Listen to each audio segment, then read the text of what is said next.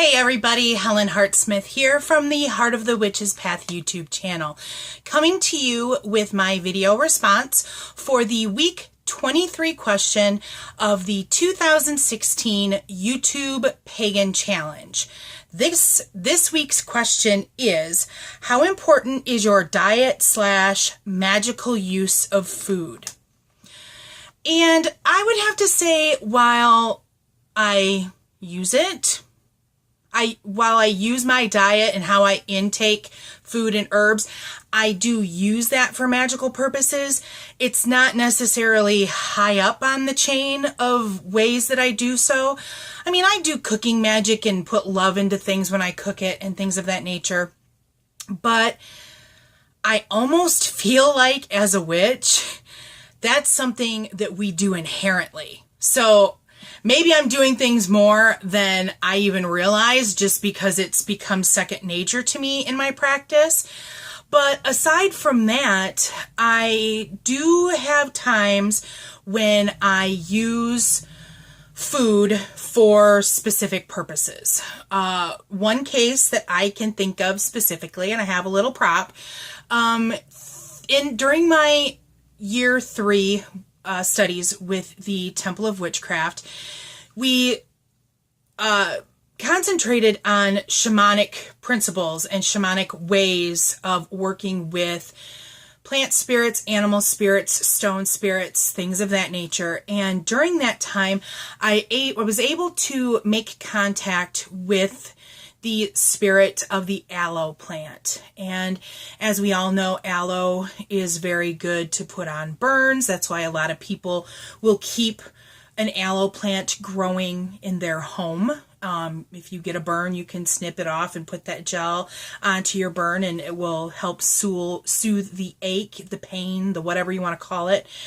But aloe came to me with some other kind of healing, and I was encouraged to intake aloe more. And so I found out about these aloe drinks, and this is one that I found at my local health food store.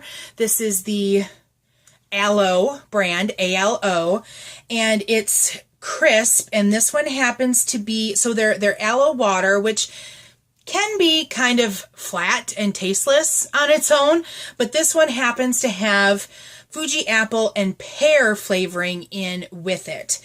And so it's made with real aloe vera, and it actually has pulp and juice. So if you want to try something like this, I would say to be aware of the fact that there is pulp. You can get some that are pulp free, so you just got to look at your labels. So if you like pulpy orange juice, then know that a pulpy aloe water is going to be about the same, but the chunks or the pulp of the aloe could be considerably larger than what you would find in an orange juice. Just something to be aware of. Now, as far as health consideration, this is a 30% juice.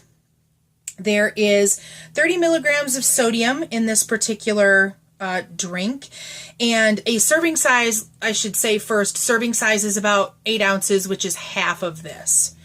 So 30 milligrams of sodium, 70 calories, and 18 grams of sugar.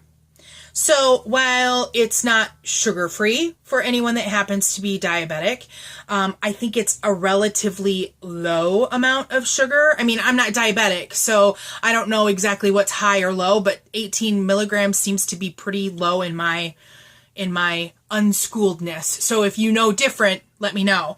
Let's see. So the ingredients are water, aloe vera juice, aloe vera pulp, apple juice, cane sugar, pear juice, citric acid, apple flavor, and vitamin C.